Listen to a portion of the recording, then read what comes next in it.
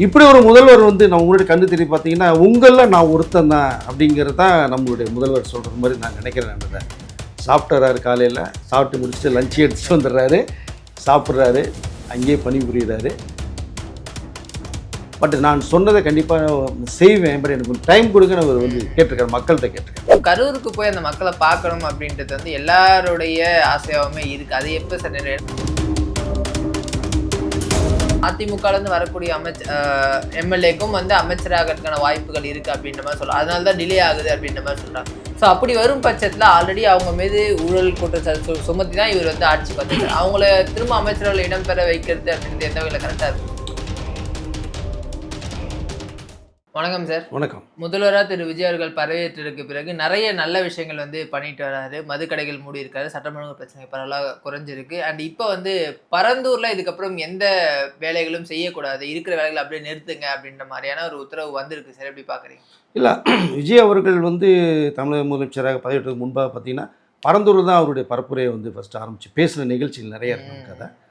But அந்த மக்களுக்கு எந்த இடையூறும் வராத அளவுக்கு சில விஷயங்கள் நடக்கணுங்கிறது தான் அவருடைய தாட்ஸாக இருந்தது. இப்போ என்ன சொல்கிறேன், அதுக்கு முன்னாடி நடந்த வேலைகள் மட்டுமே நடந்துகிட்டு இருக்கட்டும், புதியதாக எதையுமே இப்போதைக்கு மேற்கொள்ள வேண்டாம் அப்படிங்கிற ஒரு விஷயத்தை தான் சொல்லியிருக்காங்க. அதை ஏன்னா அது வந்து சென்ட்ரல் கவர்மெண்ட்டுடைய ஒரு அடுத்த கட்ட என்ன பேச்சுவார்த்தைகள் போது இன்னும் நிறைய ப்ராசஸ் இருக்குது. அதில் இப்போதைக்கு சொன்ன வார்த்தைகள் அவ்வளோதான்.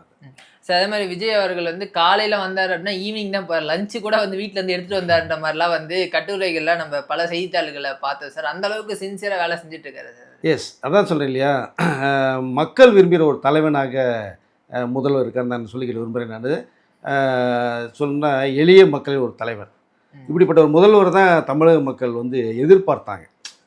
ஏன்னா அதாவது முதல்வர்னாலே பார்க்க முடியாது, அவங்க வான் உயரத்தில் இருப்பவர்கள் அப்படிங்கிற ஒரு தாட்ஸ் இருந்துகிட்டே இருக்குது. இப்படி ஒரு முதல்வர் வந்து நம்ம முன்னாடி கண்டு தெரிய பார்த்தீங்கன்னா உங்களில் நான் ஒருத்தன் தான் அப்படிங்கிறது தான் நம்மளுடைய முதல்வர் சொல்கிறது மாதிரி நான் நினைக்கிறேன். நான் சாப்பிட்றாரு, காலையில் சாப்பிட்டு முடிச்சுட்டு லஞ்சு எடுத்துகிட்டு வந்துடுறாரு, சாப்பிட்றாரு, அங்கேயே பணிபுரிகிறாரு. ஏன்னா நாம் கரெக்டாக இருந்தால் தான் நம்ம சுற்றி இருப்பவர்கள் வேலை செய்பவர்கள் சரியாக இயங்க முடியுங்கிறது அவருடைய தாட். ஷூட்டிங் சமயத்திலே பார்த்தீங்கன்னா சரியான நேரத்துக்கு வந்துடுவாங்க. 9 மணிக்கு சொன்னீங்கன்னா ஒரு 8, 8:30 வந்து ரெடியாக உட்காந்துருவாங்க. கூப்பிட்டிங்கன்னா ஷாட்டுக்கு போவாங்க. அப்போது நீங்கள் ஷூட்டிங்கில் படப்பிடிப்பிலே ஒரு கரெக்டாக இருக்கணும். நம்ம அதை கோடிக்கணக்கில் பணம் போடுற முதலாளிகள் வந்து ப்ரொடியூசர் வந்து முதலாளி இல்லையா? ஸோ அவர்கள் கஷ்டப்பட கொடுத்த படம் அதை பண்ணக்கூடாது, அவர்கள் ஸோ நஷ்டத்தை சந்திச்சக்கூடாது அப்படின்னு நிறைய தாட்ஸ் சொல்லுவார். ஸோ அதுதான் இப்போ நான் இங்கே பார்க்குறேன். ஏன்னா நம்ம வந்து பத்திரிகை தொடர்பில் இருக்கும்போது அவரோட பத்திரிகையாளர் பேட்டி எடுக்கும்போது அவருடைய 7 படங்களை ஒர்க் பண்ணியிருக்கேன். பார்க்கும்போது அன்றைய பார்த்த விஜய் அவர்கள் தான் நான் இப்போ தமிழகத்தின் முதலமைச்சராக நான் பார்க்குறேன். அன்றைக்கி எப்படி இருந்தாலோ அதே மாதிரி தான் இப்போ இருக்கார், ரொம்ப சிம்பிளாக எளிமையாக. ஏன்னா அப்போ பார்த்தீங்கன்னா செக்ரட்டரியில் இருக்கிற எல்லாமே பார்த்தீங்கன்னா முதல்வரே சீக்கிரம் வந்துட்டாருன்னா அவர்கள் சீக்கிரத்துக்கு வாய்ப்புகள் இருக்கும். இப்போ வேலைகள் வந்து பெண்டிங் உள்ளது, உங்களுக்கு டக்குன்னு அன்னன்னைக்கு வேலையை அன்றைக்கி ப்ராசஸ் போயிடும். உண்மையிலே என்ன சொல்கிறேன், இப்படி ஒரு மக்கள் தலைவனை வந்து பார்த்தவர் வந்து காமராஜர் அவர்களை தான் பார்த்ததா எனக்கு ஒரு ஞாபகம், கேள்விப்பட்டிருக்கேன். அறிஞர் அண்ணா அவர்களை பார்த்தாங்க, அதற்கு பிறகு எடுத்து விஜய் அவர்களை பார்க்குறாங்கன்னு நினைக்கிறேன். அதுக்கு முன்னாடி இந்த முதல்வர்கள்லாம் எல்லாமே ஒருத்தர் ஒரு ஸ்டைலில் இருந்தாங்க. பட் இந்த ஒரு ஸ்டைல் வந்து யாருமே பார்க்கல. டிரான்ஸ்பரண்ட்டாக இருக்கணும் மக்கள்கிட்ட வந்து நாம் இது தான் முதல்வருங்கிறது வந்து மக்களால் தேர்ந்தெடுக்கப்பட்டவர் தான், நீங்கள் கொடுத்த வாய்ப்பு தான் இந்த வாய்ப்பு. இப்போ உங்களில் நான் ஒருத்தன் தான் அப்படிங்கிறது தான் விஜய் அவர்கள் சொல்கிறதா நான் நினைக்கிறேன். அதுதான் அந்த எளிமையான ஒரு தோற்றம்.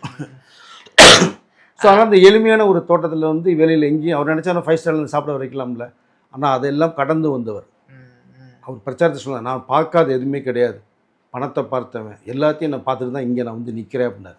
அதில் சாப்பாடுங்கிறது வந்து எடுத்துகிட்டு வந்து இங்கே சாப்பிட்டு வேலைக்கு கவனிக்கலாம் அப்படிங்கிறது உண்மையிலேயே இது வந்து பெரிய ஒரு மாற்றம். இப்படிப்பட்ட ஒரு முதல் தமிழ்நாடு கிடைச்சது வந்து ஒரு பொக்கிஷமாக தான் நினைக்கிறேன் நான். அதே மாதிரி வந்து திமுக அரசுலேருந்து நிறைய விமர்சனங்கள் திரு விஜய் அவர்கள் மீது வைக்கிறாங்க. குறிப்பாக உரிமை தொகை வழங்க மாட்டாங்க அப்படின்லாம் சொல்லியிருந்தாங்க. இன்றைக்கி அந்த உரிமை தொகை எல்லாருக்குமே வந்துருச்சு. நீங்கள் சொன்னது 1000 2500 சொன்னீங்க, பட் 1000 தான் கொடுக்குறீங்க. இப்போ அதாவது விஜய் அவர்கள் என்ன பண்ணாலுமே அதை வந்து குற்றம் கண்டுபிடிக்கிறதுக்குனே ஒரு குரூப் வந்து இருக்குது சார். அவங்களுக்குலாம் என்ன சொல்லுவாங்க? அது கேள்விகள் வரதான் செய்யும், அதை நம்ம தவிர்த்து தான் நம்ம ட்ராவல் பண்ணி ஆகணும். ஆனால் கேள்விகள் கேட்பதான் எதிர்கட்சியினுடைய கடமையை. இது பண்ணல, அது பண்ணல, இது சரி, யாரை அந்த எதிர் நாட்களில் உட்காந்துருந்தாலும் அதுதான் கேட்பாங்க. கிட்டத்தட்ட 60 வருடங்களாக வந்து ஆளுங்கட்சி எதிர்கட்சியாக இருந்தவர்கள் வந்து 2 பேர் தான், டிஎம்கே அண்ணாடிஎம்கே மாறி மாறி இருந்தாங்க. இன்றைக்கு வந்து விஜய் அவர்கள் முதலமைச்சர் இருந்த பிறகு 2 பேருமே எதிர்கட்சி வரிசையில் உட்காந்துருக்காங்க. அப்போ இது பார்க்குறது எப்படி பார்க்குறது? அந்த கேள்விகள் வரும். ஆனால் நீங்கள் வந்து ஒரு வாரம் தான் ஆகுது. ஸோ அதற்கு வேண்டிய ப்ராசஸ் போகுது. அவர் தான் சொன்னார் என்னென்ன நடந்துட்டு இருக்கு, என்னென்ன இருக்குங்கிறத பார்க்கறதுக்கே டைம் எடுக்கும். பட் நான் சொன்னதை கண்டிப்பாக செய்வேன், பட் எனக்கு கொஞ்சம் டைம் கொடுங்கன்னு அவர் வந்து கேட்டிருக்காரு, மக்கள்கிட்ட கேட்டிருக்காரு. மக்கள் அதை அக்செப்ட் பண்ணிட்டாங்க. நீங்கள் மெதுவாக செய்யுங்க, ஃபஸ்ட்டு நீங்கள் செட்டாக சார் ஒரு நம்மளே ஒரு வீடு ஷிஃப்ட் ஆகி போய் அந்த வீட்டுக்கு செட் ஆகிறதுக்கே 2-3 மாதம் ஆகுங்க. சின்ன விஷயம் இது, எவ்வளோ பெரிய விஷயம் அது. அப்போ அது செய்கிறது கொஞ்சம் டைம் எடுக்கும். பட் முந்தைய அரசால் எது கொடுக்கப்பட்டோ அது எதுவுமே நான் ஸ்டாப் பண்ண மாட்டேன், அது வந்து மாற்றம் செய்ய மாட்டேன், தெளிவாக விஜய் அவர்கள் சொல்லிட்டாங்க, முதலமைச்சர் சொல்லிட்டாங்க. அப்போ அது வந்து ப்ராசஸில் போகுது. அப்போது அந்த 1000 ரூபாயே போன தடவை கொடுக்கப்பட்டதே கொஞ்சம் காலத்து போது கொடுக்கப்பட்ட அந்த விஷயம் இருக்கு இல்லையா. அதனால் உடனடியாக எதையுமே செய்யணுங்கிறது வந்து எப்படி சொல்கிறது நமக்கு அதை. அதனால் எடுத்தோம் கவுத்தோன்னு பண்ண முடியாது. அதனால் கொடுக்கப்பட்ட 1000 ரூபா தொகை இப்போ எல்லாமே போயிடுச்சு. 2500 ரூபா தொகை கொஞ்சம் சற்று காலதாமதம் அதுவும் போய் சேரும். பட் நம்ம வந்து உட்காந்துன்னா ஏன் நீ செய்யலை அப்படின்னு நம்ம கேள்விகள் கேட்க முடியாது. அது ஒரு நியாயமாக இல்லைன்னு தான் நான் நினைக்கிறேன். பல இடங்கள்ல வந்து சட்டம் ஒழுங்கு சூப்பராக இருக்கிறது அந்த மக்கள் வந்து இந்த 4-5 நாள்ல பல இடங்கள் நம்ம போலீஸ் பார்க்குறோம். சென்னையிலேயே வந்து பல இடங்கள்ல அந்த ஹெல்மெட் போடணுன்றத ஸ்ட்ரிக்டாக ஃபாலோ பண்ணணும். ஆல்ரெடி இருந்த ரூல்ஸ் தான், பட் இப்போ வந்து ஸ்ட்ரிக்டாக ஃபாலோ பண்ணுறதை நம்மளால பார்க்க முடியும் சார். ஒயின் ஷாப் பக்கத்தில் வந்து போலீஸார் இருக்காங்க. ஸோ இந்த மாதிரி பப்ளிக் கேதரிங் நிறைய போலீஸார் இருக்கிறத பார்க்கணும். இந்த சேஞ்ச் எப்படி சார் பார்க்குறீங்க? இந்த பாதுகாப்பு அப்படின்னு சம்மந்தமான இந்த சேஞ்ச் எப்படி பார்க்குறீங்க? இல்லை, அதுதானே முக்கியமாக சொன்னது. பெண்கள் பாதுகாப்பு ரொம்ப முக்கியம்னா, இளைஞருடைய வாழ்க்கையை ரொம்ப முக்கியம்னு சொன்னார். அதனால் தான் வந்து உட்காந்த மறுநாள் சட்டசபை போனோடனே 717 கடையில் உடனே 2 வாரத்தில் மூடப்படணும், இல்லை கடுமை நடவடிக்கை எடுக்கணும்னு ஒரு விஷயத்த சொன்னார். அதன் பிறகு கிட்ட 100-150 கடையில் மூடப்பட்ட விஷயம் இருக்குது. முக்கியமாக இந்த குடியிருப்பு பகுதிகள், கோயில், பள்ளி, காலேஜு, பஸ் ஸ்டாண்டு இதெல்லாம் தவிர்த்தே தீரணும். அவன் நடவடிக்கை மிக மிக சீரியஸாக போயிட்டுருக்கு, அது சிவியராக போயிட்டுருக்கு.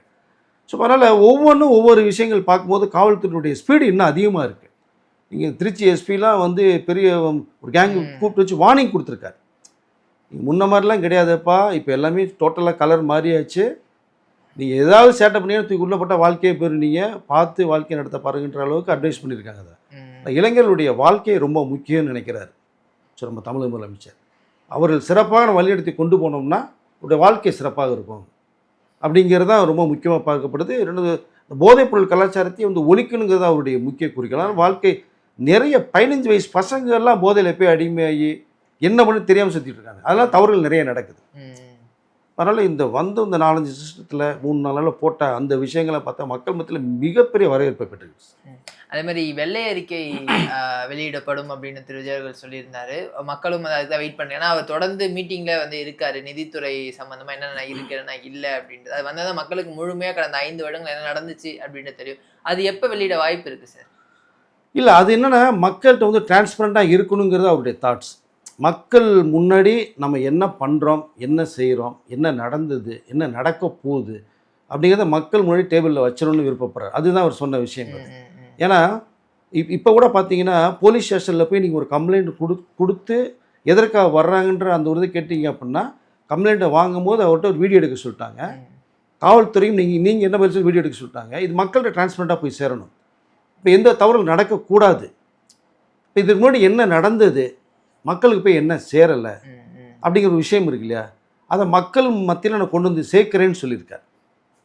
அது உடனடியாக எதுவுமே அதுக்கும் டைம் எடுக்கும். நீங்கள் எப்போவுமே இதை, ஏன்னா மக்களுடைய எல்லாமே மக்களுடைய பணம் தான், மக்கள் வரி பணம் தான். நம்ம எல்லாத்துக்குமே சம்பளமே நிறைய போது மக்களோட வரி பணம் தான் சம்பளம் போயிட்டுருக்காது. அப்படி பார்க்கும்போது வெளிப்படையாக இருக்கணும்னு சொல்லக்கூடிய அந்த கருத்து வரவேற்கத்தக்கது. மக்களும் அதை ரொம்ப விரும்பியிருக்காங்க. அது எப்போ நடக்குங்கிறது தெரியாது. அவருடைய பிஸி ஷெட்யூல் ஒர்க்லோட் போயிட்டுருக்காத பார்க்கலாம் என்ன நடக்குங்கிறது. அண்ட் அதே மாதிரி சார், அவர் இன்னும் கரூருக்கு போய் அந்த மக்களை பார்க்கணும் அப்படின்றது வந்து எல்லாருடைய ஆசையாகவுமே இருக்குது. அது எப்போ சார் நிறைய, ஏன்னா அவரோட பணி சுமை அப்படின்றது நமக்கு தெரியும். பட் இருந்தாலும் அந்த மக்களை போய் பார்க்கணும் இல்லை சார் முதல்வராக? இல்லை, விரைவில் பார்க்குறதா ஒரு தகவல் வந்தது. தேர்தலுக்கு முன்பாக சொன்னார், தேர்தல் முடிவுக்கு முன்னாடியும் சொல்லியிருக்காரு, பின்னாடியே நான் கூட சொல்லியிருக்கேன் மக்களை வந்து பார்க்க விரும்புகிறான்னு சொல்லிட்டு. முன்பு தான் அவர் போகிறதுக்கான ஏகப்பட்ட இன்ஸ்ட்ரக்ஷன் இருந்தது. இப்போ எதுவுமே கிடையாது. நினச்ச நேரத்துக்கு போகலாம் வரலாம். ஏன்னா அவர் கொடுக்கப்பட்டது Z+ பாதுகாப்பு கொடுத்துருக்காங்க மிகப்பெரிய அளவில். ஸோ அதனால் விரைவில் கரூர் மக்களை சந்திக்க போகிறார். அன்னைக்கு போக முடியல, அது காரணம் மக்களுக்கு கண்டிப்பாக தெரியும்.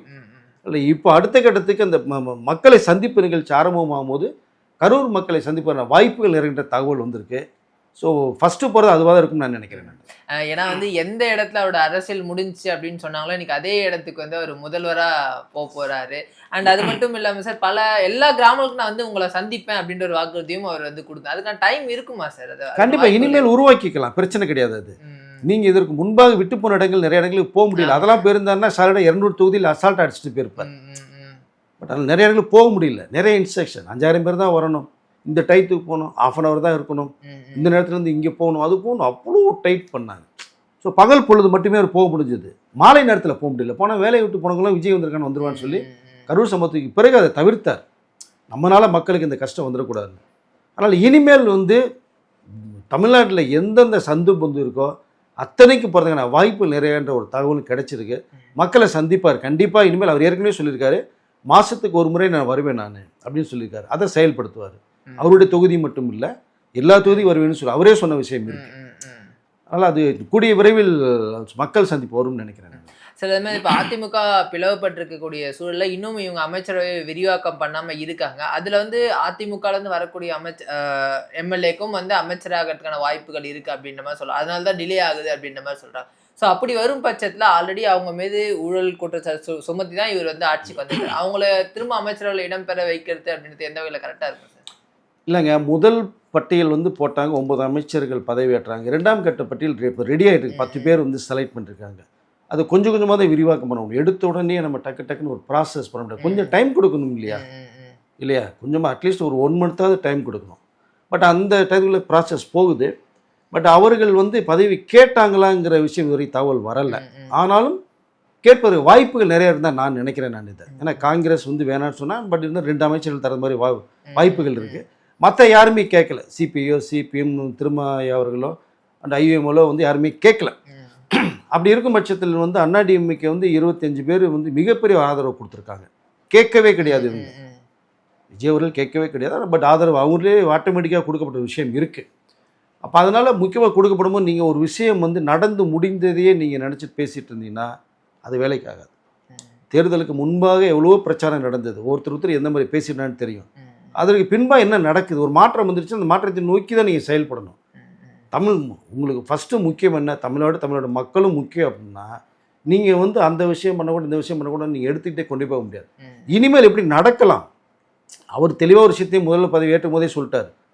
யாராவது ஊழல் பண்ணணும்னு மனசில் நினச்சிட்டு இருந்தீங்கன்னா இந்த செகண்டே மனசுலேருந்து எரேஸ் பண்ணிருங்கன்னு சொல்லியிருக்காரு. அது அழுத்தம் திருத்தமாக. அப்போ வேறு யாரும் வந்தால் கூட இந்த வார்த்தை தான் யூஸ் பண்ணுவாங்க. அப்போது மக்கள் வந்து செல்வாக்கை பெற்றவர்கள், மக்களுடைய அந்த கள நிலவரம் தெரிந்தவர்கள், என்னென்ன ஒரு தேவைங்கிறவர்கள் வந்து நிறைய பேர் இருக்காங்க. இப்போ அவர்கள் வாய்ப்பு தரும்போது இன்னும் வந்து மேம்படும்.